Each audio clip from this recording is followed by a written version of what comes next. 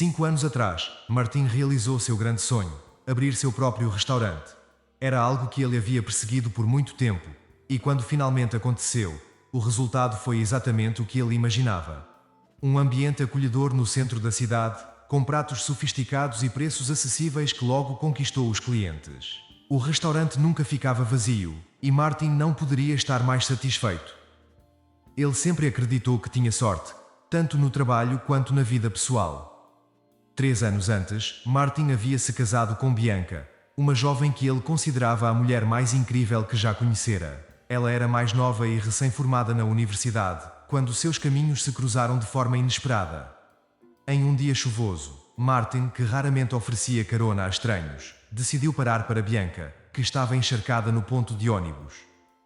Entre uma conversa e outra dentro do carro, ele pediu seu número de telefone, e a partir dali, o relacionamento deles floresceu rapidamente. 1 ano depois, estavam casados. No começo, os pais de Martin não aceitaram muito bem o relacionamento.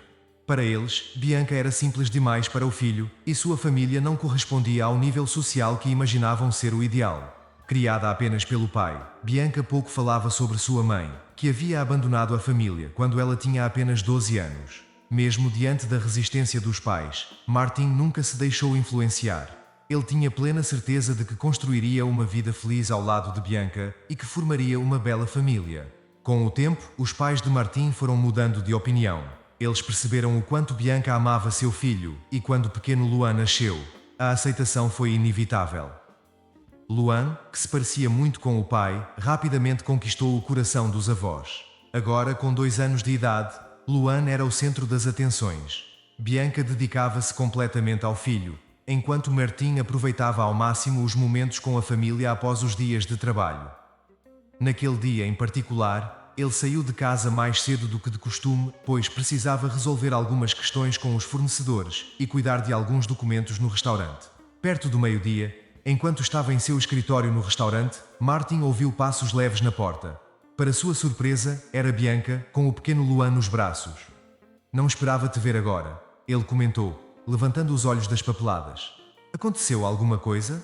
"Não, nada de grave", respondeu Bianca com um sorriso meio culpado. "Preciso ir ao hospital rapidinho, mas a babá não pôde vir. Pensei em deixar o Luan com seus pais, mas eles estão longe. Você pode cuidar dele por 1 horinha?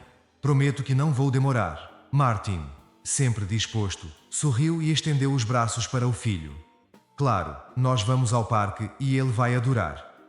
Com isso, ele pegou a bolsa de brinquedos que Bianca lhe entregou e saiu com Luan, que já estava animado com a ideia de brincar. O parque estava tranquilo, e Martin aproveitava o tempo ao ar livre, observando o filho, que com muita determinação tentava carregar uma bola grande demais para ele. Por várias vezes, Martin sugeriu que Luan trocasse a bola por algo mais leve, mas o menino insistia, bufando de esforço enquanto mantinha o brinquedo apertado em suas pequenas mãos. De repente, o celular de Martin tocou, interrompendo aquele momento de descontração. Do outro lado da linha, a voz de um inspetor de incêndio surpreendeu, avisando sobre uma nova vistoria no restaurante. "Mas nós passamos por uma inspeção recentemente", disse Martin, confuso. "Sim, mas há alguns detalhes que precisamos revisar", respondeu o inspetor. Martin sabia que essas inspeções constantes não eram por acaso. Um novo concorrente tentava de todas as formas tirá-lo do mercado e isso estava começando a afetar seu negócio. Ele desligou o telefone irritado e, ao olhar para o lado, sentiu o sangue gelar. Luan não estava mais ali. Seu coração disparou. Num reflexo, ele procurou ao redor e viu seu filho correndo atrás da bola, que rolou para a rua. O pânico o paralisou por um momento que pareceu eterno. Um motociclista vinha em alta velocidade e Martin, desesperado, tentou gritar, mas sua voz não saiu. Suas pernas, como se presas, não reagiram. Então, num instante, uma senhora que estava por perto correu em direção a Luan, pegou-o nos braços e o afastou da rua, poucos segundos antes de o pior acontecer. Martin, com o coração ainda disparado, correu em direção ao filho. "Luan, você está bem?" repetia, abraçando com força, tentando conter as lágrimas de alívio. O pequeno, alheio ao perigo que acabava de enfrentar, apenas sorriu para o pai, sem perceber o quanto aquele instante havia mudado o dia de Martin. Martin olhou com atenção para a mulher que acabava de salvar a vida de seu filho. Era uma senhora sem teto, de aparência humilde, que esboçou um tímido sorriso enquanto olhava para o menino.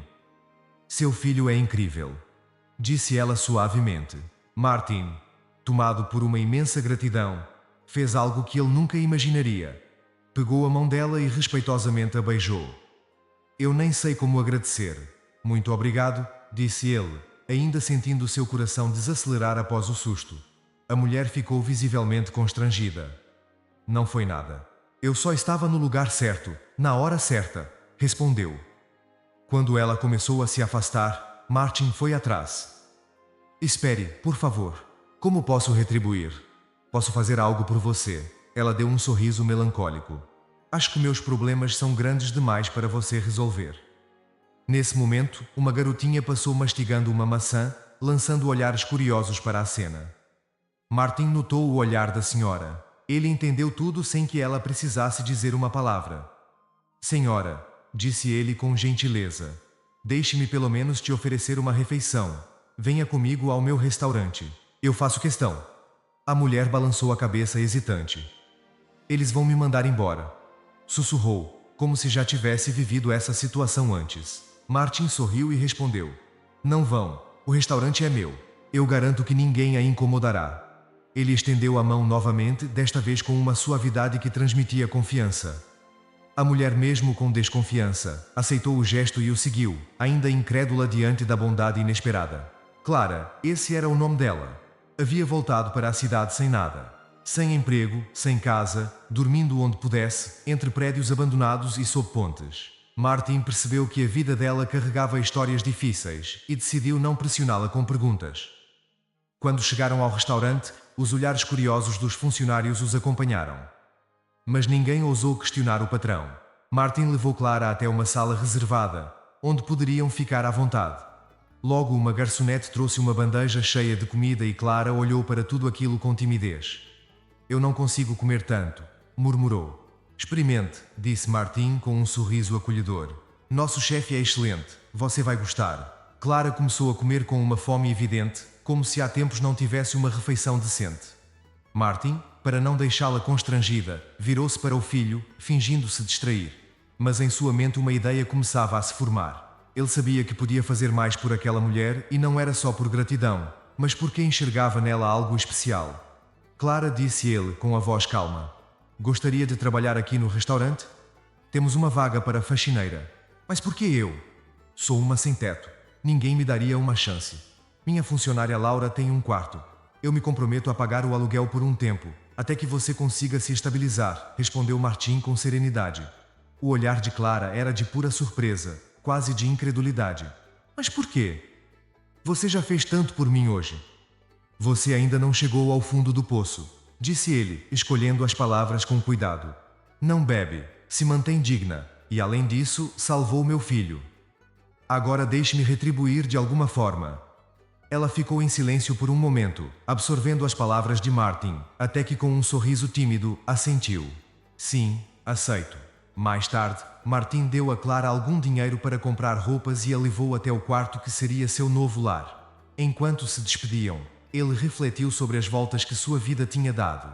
De alguma forma sentia que estava tomando o rumo certo. Luan, exausto de tanto brincar, dormia em seu colo quando Bianca entrou apressada no escritório. Me desculpe pela demora, amor. Como vocês se viraram sem mim? Perguntou ela, um pouco ofegante. Você ficou fora por 3 horas, respondeu Martin sorrindo, mas o tempo passou sem que percebêssemos. Ele optou por não contar sobre o incidente no parque ou a contratação de Clara, sentindo que aquele seria um assunto para outro momento. Bianca, no entanto, parecia ter algo importante para compartilhar. Martin, eu tenho uma novidade. Estou grávida. Você está feliz? Ele ficou imóvel por um breve segundo assimilando a notícia, até que a abraçou com força e a levantou no ar. Feliz? Estou radiante. Um mês se passou, e Clara já estava bem adaptada ao trabalho no restaurante. Ela havia feito amizade com Laura e conquistado o respeito dos colegas. Martin notava o quanto ela havia mudado. Agora parecia uma mulher mais confiante e organizada, embora de vez em quando um olhar distante revelasse que havia algo de seu passado que ainda a assombrava. Ninguém sabia ao certo o que era, nem mesmo Martin, que evitava pressioná-la com perguntas. Mas o destino tinha seus próprios planos, e o segredo que Clara tanto guardava não ficaria oculto por muito mais tempo. Em uma tarde, como outra qualquer, Bianca passou pelo restaurante para ver Martin.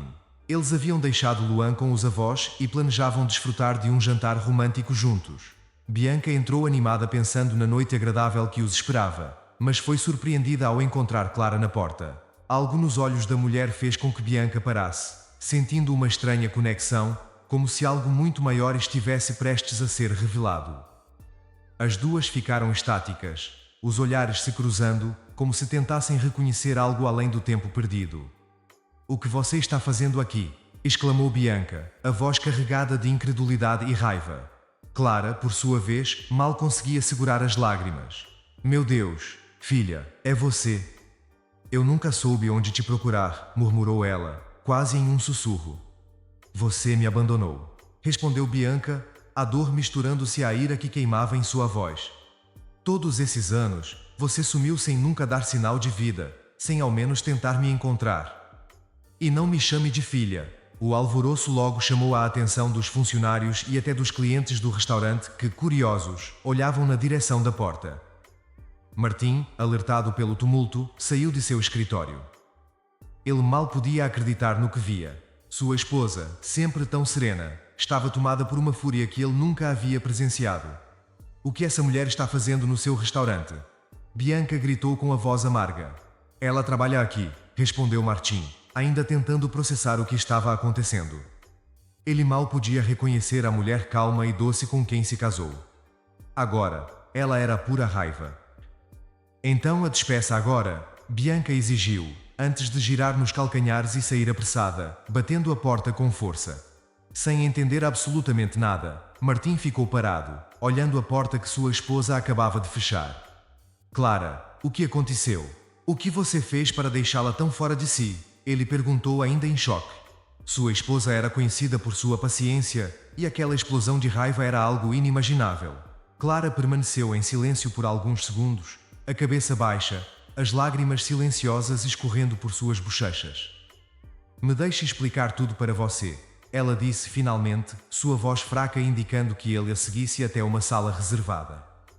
Ali, em um ambiente mais privado, Clara começou a desenterrar as dolorosas memórias que há tanto tempo assombravam.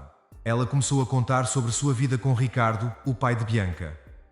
"Nossa vida era um inferno", disse Clara com um tom amargo. Ricardo era um homem possessivo, ciumento de qualquer um que cruzasse o caminho de Clara. Ele nunca tinha motivos, mas isso não o impedia de desconfiar. Seu ciúme, contudo, não era sua pior face, era o seu temperamento. Ele a agredia com frequência, mas fazia isso nas sombras, longe dos olhos da filha, e de forma que as marcas não fossem visíveis. Clara nunca reclamou ou buscou ajuda com medo de que isso pudesse prejudicar Bianca. A única coisa que importava para ela era proteger sua filha, mesmo que para isso precisasse suportar o sofrimento em silêncio. Mas um dia tudo mudou. Clara contou que havia se encontrado na rua com Felipe, um amigo de escola que ela não via há anos. Eles sempre se deram bem, e a conversa logo fluiu naturalmente. Foram a uma cafeteria relembrar os velhos tempos, e quando ele acompanhou até sua casa, despediram-se com um abraço, um gesto inocente sem qualquer malícia. Mas o que Clara não sabia é que Ricardo havia seguido desde o momento em que ela encontrou Felipe. Ele assistiu a tudo desde o abraço amigável até o momento em que eles se separaram. Quando Clara chegou em casa, foi recebida por uma fúria que ela nunca havia visto antes. Ricardo a insultou acusando-a de traição, exigindo que ela confessasse algo que jamais havia feito. Martim ouvia em silêncio os detalhes da história, mergulhando profundamente em sua mente. Clara respirou fundo, as palavras saindo com dificuldade. Clara tentou se explicar, mas suas palavras foram abafadas pelo rugido de raiva de Ricardo. Sem dar ouvidos, ele a castigou brutalmente. Naquela noite, com um olhar frio, ele a levou para fora da cidade, e antes de partir proferiu uma sentença cruel: "Que os lobos te devorem." Com essas palavras cortantes, a abandonou no escuro da estrada. Bianca estava fora participando de um acampamento.